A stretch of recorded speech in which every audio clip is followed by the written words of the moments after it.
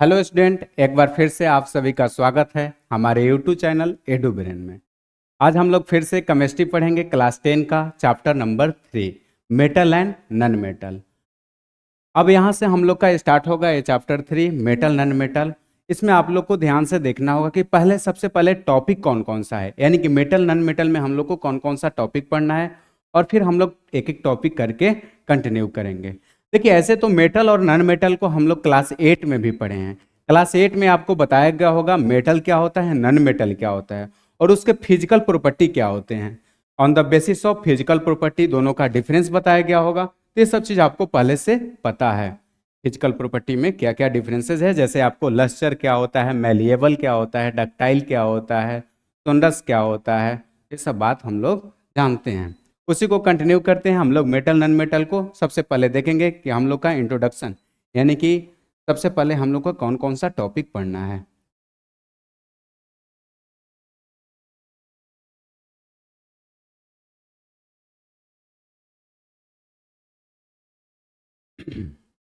देखिए, सबसे पहले जो हम लोग का टॉपिक पढ़ना है क्या, इंट्रोडक्शन।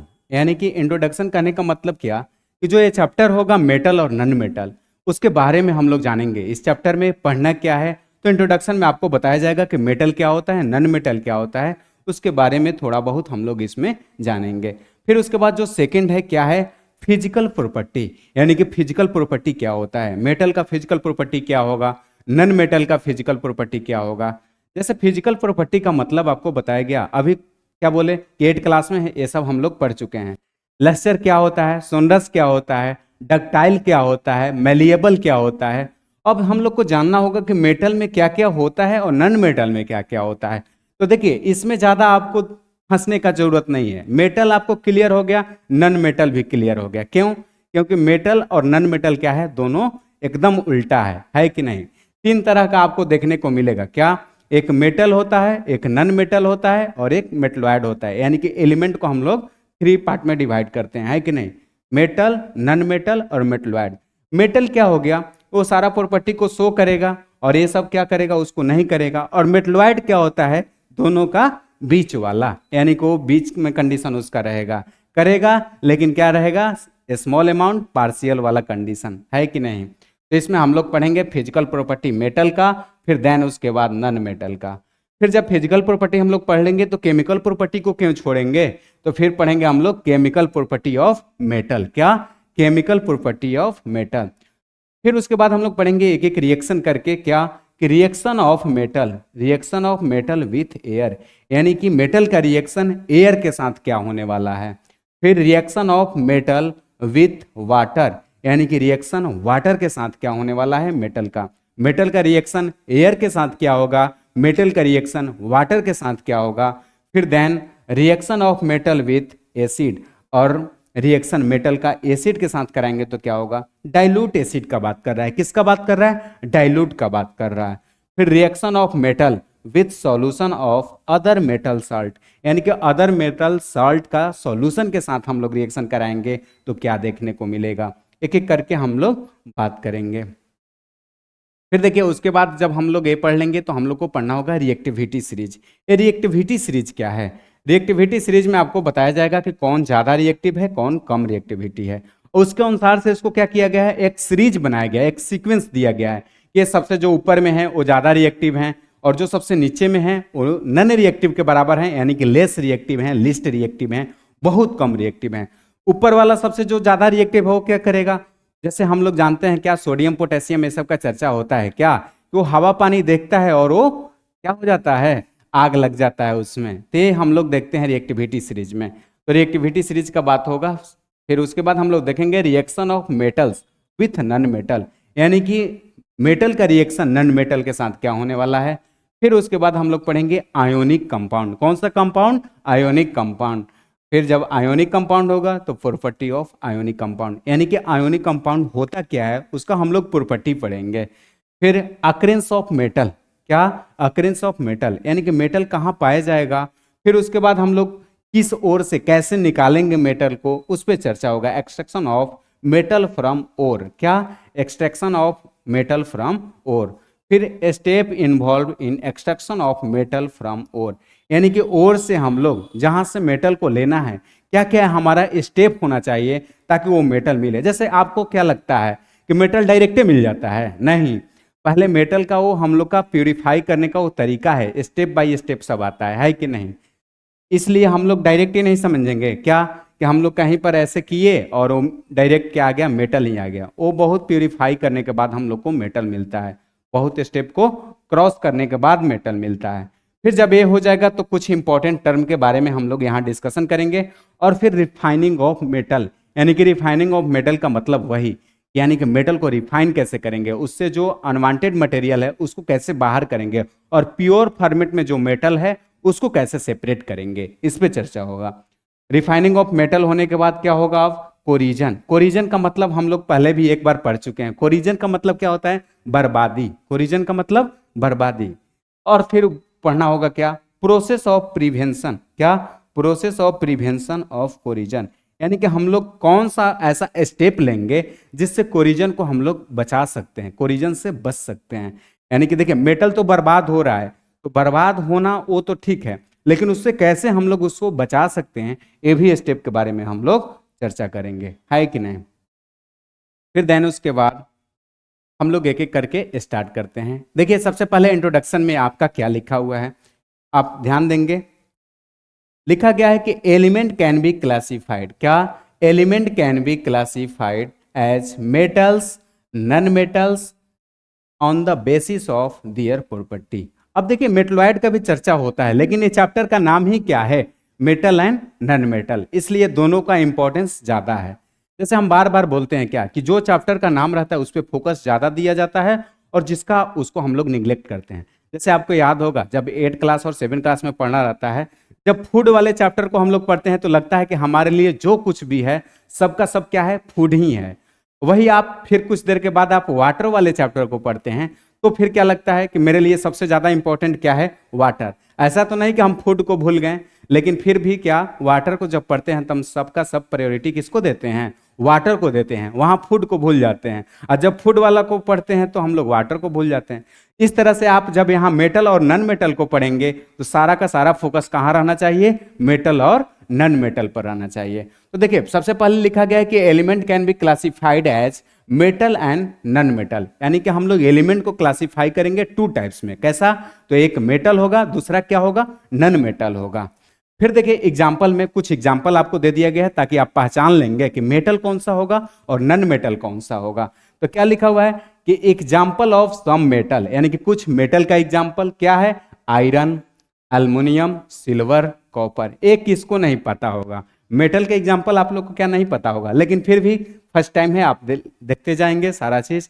फिर देखिए क्या लिखा गया है? Example of some non metal, यानी कि कुछ एग्जाम्पल किसका? नॉन मेटल का।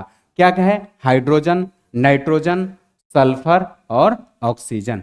ये हमारा एग्जाम्पल हुआ। ये 2 टाइप का होता है एलिमेंट, मेटल और नॉन मेटल, और फिर उसका कुछ हम लोग एग्जाम्पल देखें, है कि नहीं?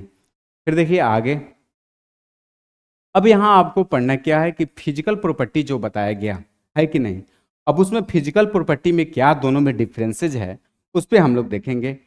अब देखिए इसमें ज़्यादा आपको एकदम क्लियर कर दिया गया है, चार्ट से ही आपको क्लियर हो गया है, ज़्यादा हमको कुछ कहने का जरूरत नहीं है।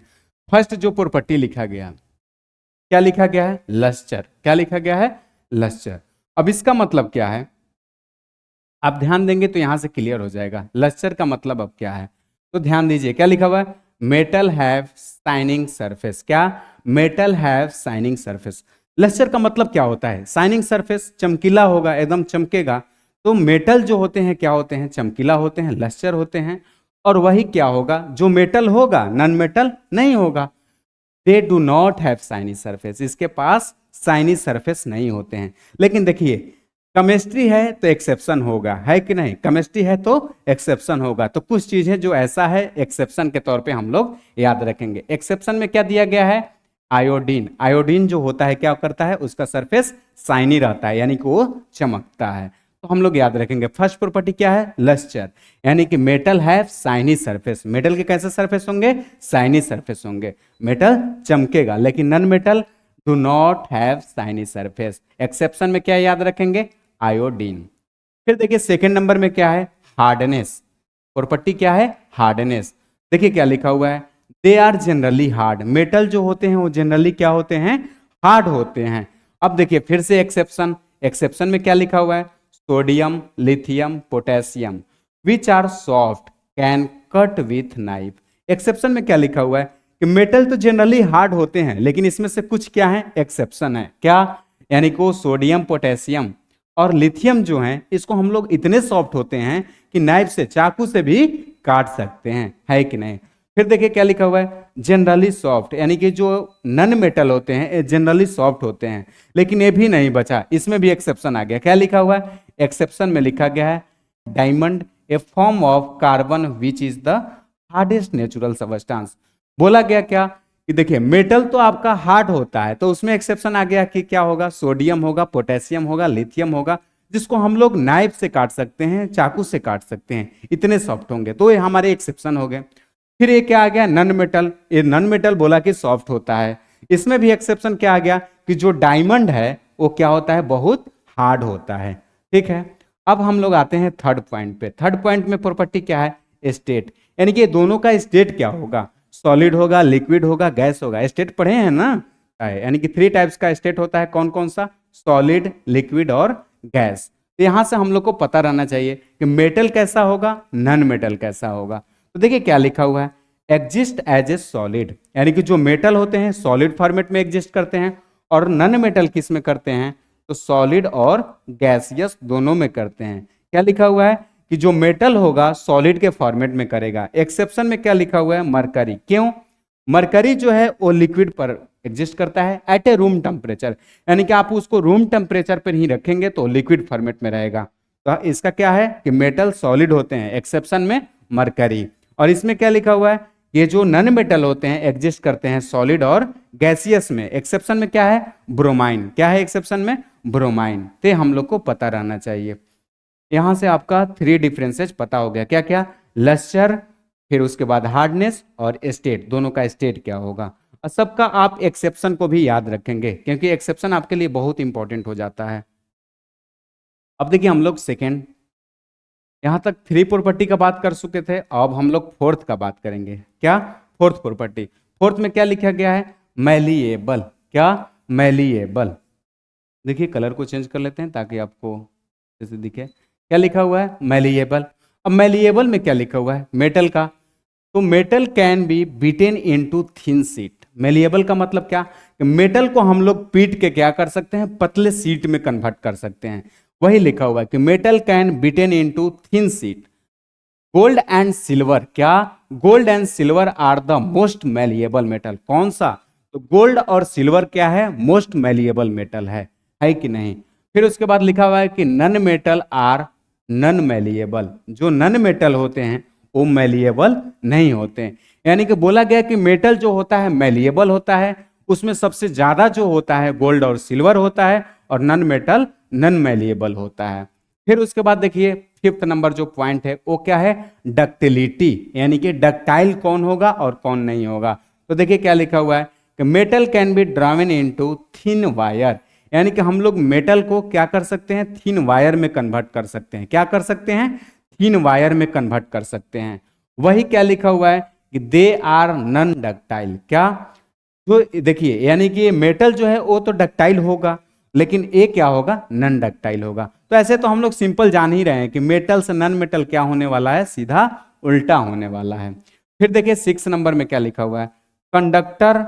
अब क्या होता है, conductor of heat and electricity का बात हो रहा है कि कौन हीट और इलेक्ट्रिसिटी का कंडक्टर होगा और कौन नहीं होगा। तो देखिए metal are good conductor of heat and electricity. Metal जो होता है वो गुड कंडक्टर होता है, किसका, हीट और इलेक्ट्रिसिटी का। सिल्वर, अब क्या लिखा है कि सिल्वर यानी कि AG, copper, CU best conductor of heat, यानी कि सिल्वर और कॉपर जो है बेस्ट कंडक्टर है, किसका, हीट का। लेड, यानी कि लेड जो है मरकरी है, ये क्या है, पुअर कंडक्टर है, किसका, तो ये हमारा हीट का पुअर कंडक्टर है। जैसे मान लीजिए कि ये तो हम बोल दिए कि जो मेटल होता है गुड कंडक्टर होता है हीट और इलेक्ट्रिसिटी का, लेकिन इसमें भी हमको जानना होगा कि कौन सबसे अच्छा होता है और कौन सबसे खराब होता है। तो हम लोग जान गए क्या कि सिल्वर और जो कॉपर होगा वो बेस्ट कंडक्टर होगा हीट और इलेक्ट्रिसिटी का, लेकिन वही लेड और मरकरी जो होगा वो क्या होगा, पुअर कंडक्टर होगा, है कि नहीं। फिर देखिए उसके बाद हम लोग आते हैं इसमें, यानी कि conductivity of heat and electricity में नन मेटल में क्या होगा, तो non metal are poor conductor of heat and electricity. क्या होता है कि जो नन मेटल होता है वो पुअर कंडक्टर होता है हीट और इलेक्ट्रिसिटी का। फिर उसके बाद क्या लिखा हुआ है, एक्सेप्ट ग्रेफाइट, यानी कि बस ग्रेफाइट ऐसा है जो क्या करता है, बताइए, ग्रेफाइट ही ऐसा है जो हमको बताता है, यानी कि होने के बावजूद भी हीट और इलेक्ट्रिसिटी को कंडक्ट करता है कि नहीं। यानी कि कंडक्ट ऑफ, यहाँ पर बताया जा रहा है ना कि conductor of heat and electricity, तो इसमें आपको पता चल गया है कि गुड कंडक्टर होगा मेटल और एक क्या होगा, पुअर कंडक्टर होगा, कौन, तो हमारा होगा नन मेटल, और एक्सेप्शन में क्या होगा, ग्रेफाइट होगा, है कि नहीं। फिर देखिए नेक्स्ट हम लोग जब 7 नंबर पे बात करेंगे तो 7 नंबर में हम लोग को देखने को क्या मिलेगा, 7 नंबर में देखिए क्या लिखा हुआ है, डेंसिटी, क्या, डेंसिटी, डेंसिटी भी एक अच्छा फैक्टर है। बोला है कि जनरल, अब क्या कि generally have a high density and high melting point, metal का जो होता है जनरली डेंसिटी हाई होता है और उसका जो मेल्टिंग पॉइंट होता है वो भी हाई होता है। यानी कि वो क्या होगा, कहने का मतलब डेंसिटी ज्यादा का मतलब क्या होता है, यानी कि उसका मॉलिक्यूल जो होंगे पास पास होंगे, पार्टिकल क्या होंगे, पास पास होंगे एकदम, और उसका मेल्टिंग पॉइंट हाई होने का मतलब क्या है कि आप उसको जल्दी मेल्ट नहीं कर पाइएगा। आयरन को मेल्ट कर दीजिएगा क्या, नहीं, वो जल्दी मेल्ट नहीं होगा, उसका मेल्टिंग पॉइंट हाई रहेगा, उसको बहुत ज्यादा टेम्परेचर आप जब देंगे तब वो मेल्ट होगा। तो बोल रहा है कि जनरली हाई डेंसिटी, मेटल का जो होता है जनरली हाई डेंसिटी होता है और हाई मेल्टिंग पॉइंट होता है। एक्सेप्शन में क्या लिखा हुआ है, सोडियम एंड पोटेशियम, एक्सेप्शन में क्या है, सोडियम और पोटेशियम एक्सेप्शन में है, जो क्या होता है, इसका डेंसिटी और ये आपका मेल्टिंग पॉइंट कम होता है, उतना ज़्यादा नहीं होता है, तो ये आप एक्सेप्शन भी साथ साथ याद रखेंगे। फिर आते हैं हम नन मेटल पर, तो नन मेटल का जो डेंसिटी होता है वो क्या होता है, लो। ऑब्वियस सी बात है कि जब मेटल का हाई होगा तो इसका क्या होने वाला है, लो होने वाला है, और लो मेल्टिंग पॉइंट भी होगा, यानी कि उसका डेंसिटी और मेल्टिंग पॉइंट दोनों हाई होगा मेटल का, और इसका क्या होगा, दोनों लो होगा। फिर देखिए क्या है नेक्स्ट 8 नंबर जो प्रॉपर्टी है, सुंडस, यानी कि सुंडस का मतलब होता है कि जब आप उसको क्या करेंगे, हम लोग उसको, अब ये बोल रहा है कि जब स्ट्राइक करेंगे, जैसे मान लीजिए कि मेटल का है, अब उस पर हम लोग पिट रहे हैं, स्ट्राइक कर रहे हैं, तो उससे कुछ आवाज निकलेगा, तो इससे आवाज निकलेगा, यानी कहने का मतलब क्या है कि metal produce a sound on striking a hard surface, जब आप उसके सरफेस पे स्ट्राइक करेंगे तो कुछ साउंड प्रोड्यूस होगा, तो आप पहचान लीजिएगा क्या कि वो मेटल है। तो ये प्रॉपर्टी है क्या कि सुंडस होता है, मेटल साउंड प्रोड्यूस करता है, लेकिन वही नन मेटल क्या है कि दे आर नॉट सुंडस, वो क्या होता है, सुंडस नहीं होता है, उससे साउंड प्रोड्यूस नहीं होता है। फिर देखिए लास्ट पॉइंट क्या है, ऑक्साइड, क्या, ऑक्साइड, लिखा हुआ है कि metallic oxide are basic in nature, यानी कि जो मेटल का ऑक्साइड होते हैं कैसे नेचर का होते हैं, बेसिक नेचर का होते हैं, लेकिन वही non metallic oxides are acidic in nature.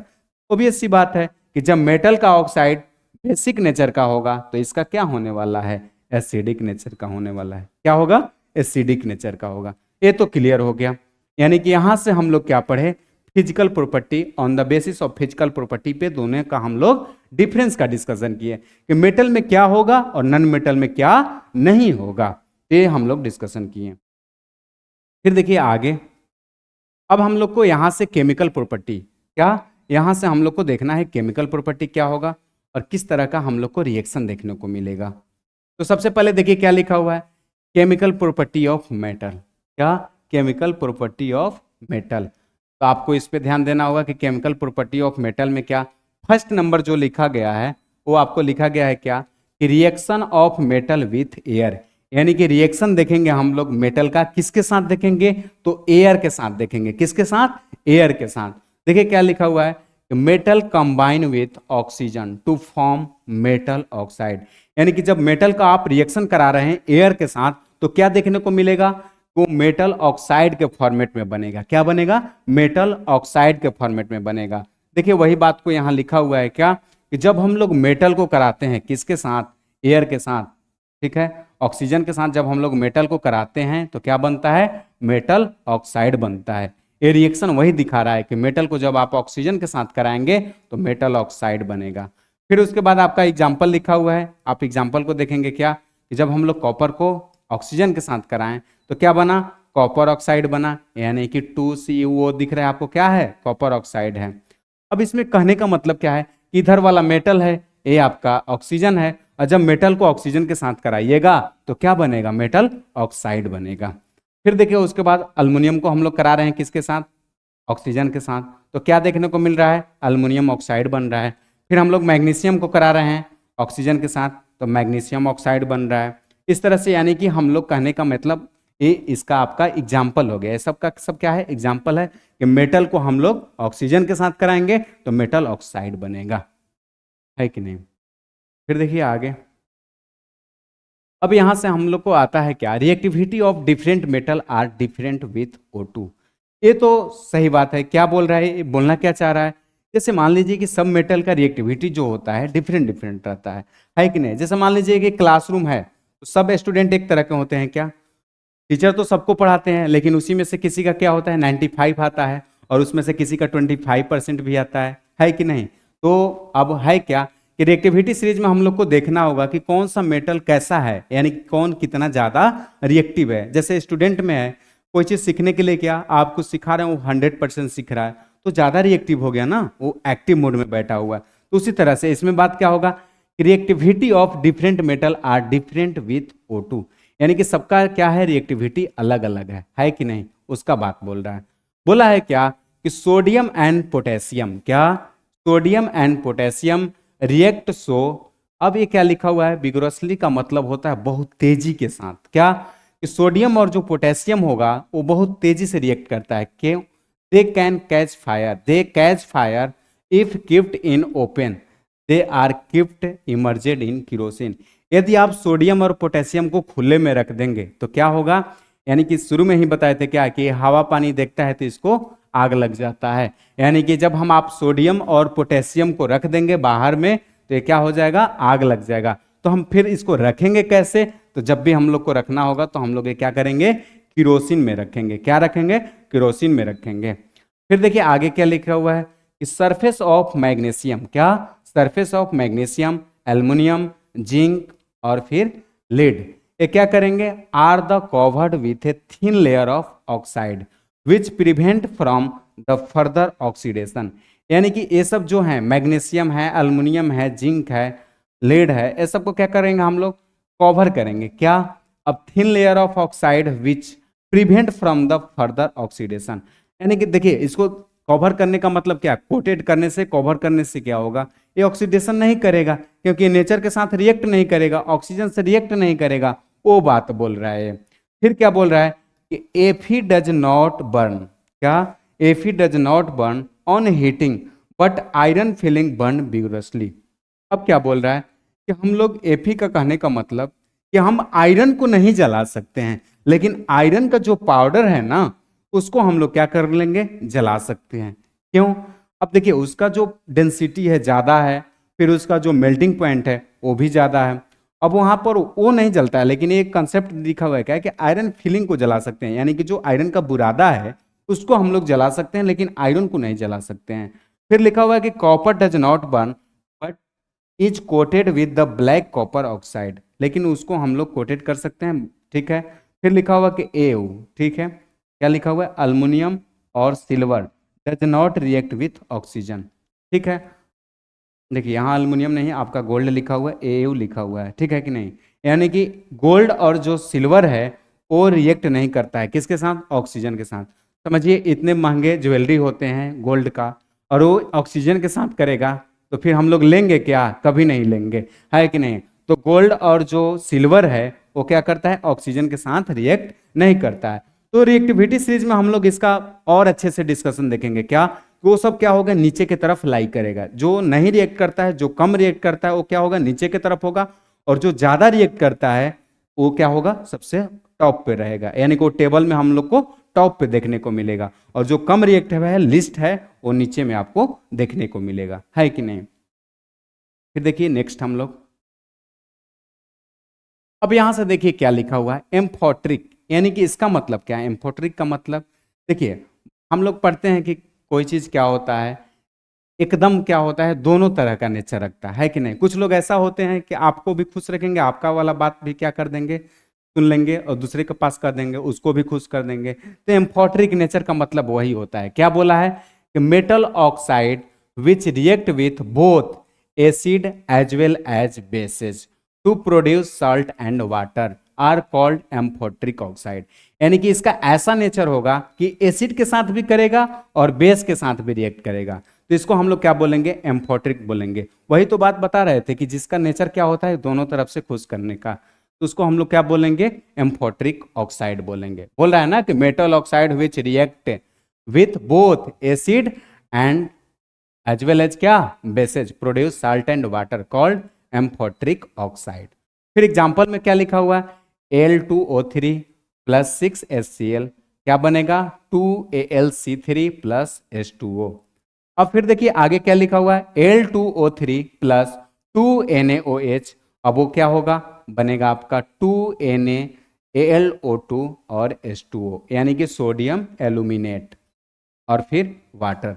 इस तरह से आपको देखना क्या है कि एम्फोट्रिक नेचर होगा, जब आप कराएंगे एसिड के साथ तो भी रिएक्शन करेगा, और जब आप बेस के साथ कराएंगे तो भी करेगा। जैसे ऊपर वाले में एसिड के साथ करा दिए, नीचे वाले में हम लोग बेस के साथ कराएं, दोनों में आराम से किया रिएक्शन, तो इसी को हम लोग बोलते हैं एम्फोट्रिक ऑक्साइड, और इसका एग्जाम्पल हो गया आपका।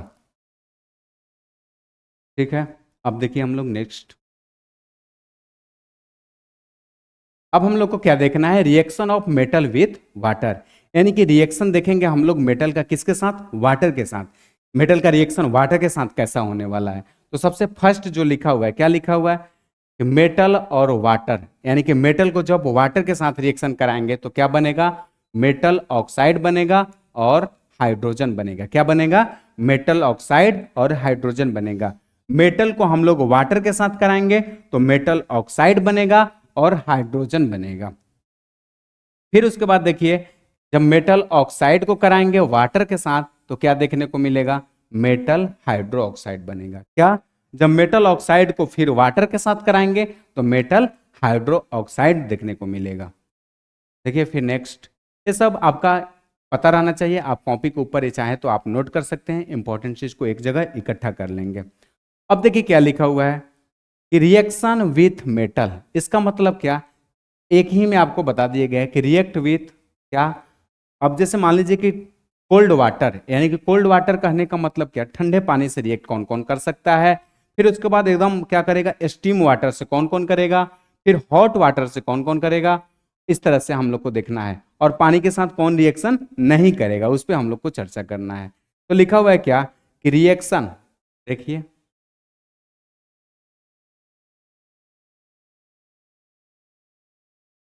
क्या लिखा है कि रिएक्शन विथ मेटल, क्या, रिएक्शन विथ मेटल, यानी कि रिएक्शन देखिए आप मेटल का। अब कैसे कैसे, रिएक्शन विथ कोल्ड वाटर, यानी कि ठंडे पानी के साथ जब हम लोग रिएक्शन कराएंगे तो कौन कौन करेगा, तो सोडियम करेगा, पोटेशियम करेगा और कैल्शियम करेगा, इस तरह से। फिर बोला है क्या कि हम लोग मेटल का रिएक्शन कराएंगे तो रिएक्ट विथ स्टीम, यानी कि वो भाप से, कब कौन कौन करेगा, तो अल्मुनियम करेगा, आयरन करेगा और जिंक करेगा। कौन करेगा, एल्युमिनियम करेगा, आयरन करेगा और जिंक करेगा। फिर बोला है कि रिएक्ट विथ हॉट वाटर, यानी कि हॉट वाटर से कौन करेगा। फिर बोला है कि नो रिएक्शन विथ वाटर, है कि नहीं। अब देखिए नो रिएक्शन विथ वाटर कहने का मतलब क्या, कि जो पीबी है, कॉपर है, सिल्वर है और गोल्ड है, ये क्या करता है, वाटर से रिएक्शन करता ही नहीं है कि नहीं। ये लीड हो गया, कॉपर हो गया, सिल्वर हो गया और गोल्ड हो गया, ये वाटर के साथ रिएक्शन नहीं करता है। फिर लिखा हुआ है कि क्या, calcium and magnesium float as bubbles of H2 stick to their surface, यानी कि ये बबल्स की तरह क्या करते हैं, हाइड्रोजन गैस के बबल्स की तरह वो फ्लोट करते हैं, तैरते हैं, है कि नहीं, वो सरफेस के ऊपर फ्लोट करते हैं, तैरते हैं। तो ये बात था कि कौन कोल्ड वाटर के साथ करेगा, तो सोडियम, पोटेशियम और कैल्शियम। जब स्टीम के साथ कौन कौन करेगा, तो एल्युमिनियम करेगा, आयरन करेगा और जिंक करेगा। फिर उसके बाद बोला गया क्या, रिएक्शन विथ हॉट वाटर के साथ, तो आपका हो गया। फिर क्या लिखा हुआ है कि नो रिएक्शन, यानी कि रिएक्शन होता ही नहीं है वाटर के साथ। कौन कौन सा जो होगा ही नहीं रिएक्शन, तो ये आपका पीबी, सीयू, एजी और एयू, यानी कि लेड, कॉपर, सिल्वर और गोल्ड का रिएक्शन जो है वाटर के साथ होगा ही नहीं, है कि नहीं। फिर देखिए नेक्स्ट, अब उसका कुछ एग्जाम्पल लिखा गया है आपको, कौन कौन सा एग्जाम्पल है यहाँ से हम लोग को देखने को मिलेगा। अब देखिए इसमें क्या लिखा हुआ है, सबको हम लोग वाटर के साथ रिएक्शन कराए हैं। जैसे मान लीजिए कि सोडियम का रिएक्शन वाटर के साथ कराएंगे तो क्या बनेगा, NaOH बनना, फिर उसके बाद H2 और यहाँ पर हीट। फिर देखिए हम लोग कैल्शियम को कराएं वाटर के साथ तो क्या बना, CaOH2 बना और यहाँ पर हाइड्रोजन गैस। फिर यहाँ पर मैग्नीशियम को कराएं वाटर के साथ तो MgOH2 और फिर यहाँ पर हाइड्रोजन गैस। फिर यहाँ पर एल्युमिनियम को कराएं वाटर के साथ तो Al2O3 और फिर यहाँ पर हाइड्रोजन गैस। फिर यहाँ पर आयरन को कराएं वाटर के साथ। तो इस तरह से हम लोग को देखने को मिलेगा क्या, इस सबको हम लोग जब वाटर के साथ कराते हैं तो क्या देखने को मिलता है, किसको कैसा वाटर चाहिए। कोई कोल्ड वाटर के साथ करता है, कोई हॉट वाटर के साथ करता है, कोई स्टीम के साथ करता है, और कोई क्या होता है करता ही नहीं है। आप कैसा भी वाटर दो, जैसे एग्जाम्पल में आप याद रखेंगे हमेशा क्या, लेड, कॉपर, सिल्वर, गोल्ड, ये सब क्या है वाटर के साथ रिएक्शन नहीं करता है। आगे देखिए, ठीक है, आज के लिए इतना ही, मिलते हैं हम लोग फिर नेक्स्ट वीडियो में। Thank you for watching this video.